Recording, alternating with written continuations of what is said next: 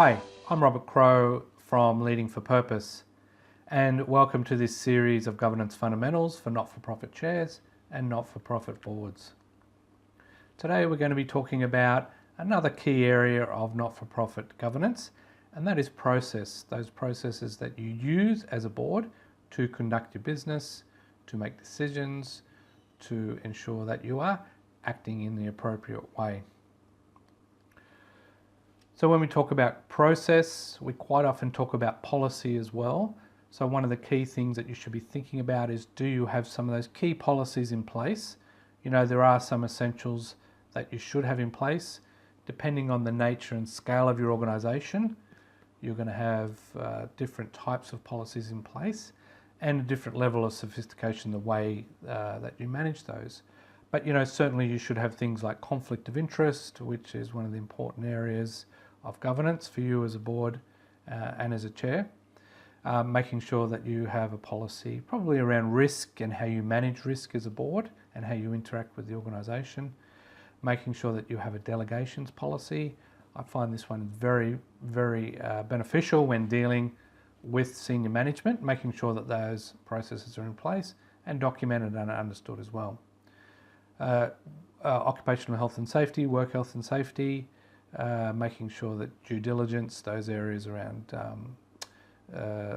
not only client safety but internal safety as well of your employees. Depending on your organisation, you might have things like fundraising, or, you know, if you're a medical research organisation, you might have some more sophisticated policies around ethics, etc. So it just depends not only the type of organisation but the nature and scale as well. You not only should have those policies in place, but make sure that they are well defined and communicated to the board, that they're not hidden away somewhere in a folder. These days, most boards will have either a Dropbox, a shared folder, an intranet, or using an online portal. So making sure that they are shared and understood. It's very important as an equaliser across the board that those policies are available.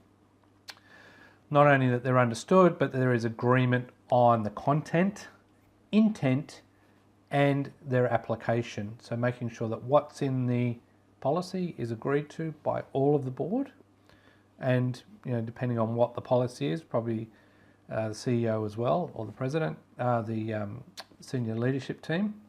The intent of those policies, what do you intend, and at their application, how are you going to use them, when you're going to use them, needs to be agreed across the board as well.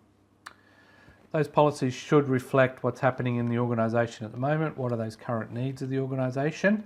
And as I said, depending on the type of organisation and sector that you're working in, your policies may vary. So if you're growing, if you're taking on new areas of your sector or new products or services, you should be monitoring and thinking about what policies you have in place for new areas that you're going into, or what policies might be redundant if you're backing out of certain areas as well. Obviously, there should be a regular review, and whether that's annually or quarterly or bi-yearly, you know, it just depends on your organisation and your need as well. The review process should also take into account any triggered events. So, you know, if you have a major issue in the organisation, should you go back and review your risk policy if some areas of the risk weren't looked at originally as part of what you were doing. So triggered events can also be very critical in that area around policy review. Procedures that you put in place and processes that you put in place for the board are used as a guide for behaviour and decision making as well. These are great ways to not only build agreement across the board on how you're going to act, but making sure that they're used to check behaviour or to remind people that on how they should be acting, whether it's in committees, whether it's dealing with the organisation, whether it's just discussions with the board as well. It is very important. Policies should be available to everyone as required. They shouldn't be hidden away anywhere. They're not secret. So each board member should have access, and as I said before, you might have a Dropbox or a shared drive that you use. Another important process that you should have in place is that of induction. When you have new board members come on board, you should be inducting them formally. Things like your strategy, things like your vision, things like your mission, policies should all be included, and some general information as well. Maybe it's about your organisation or about the sector as well.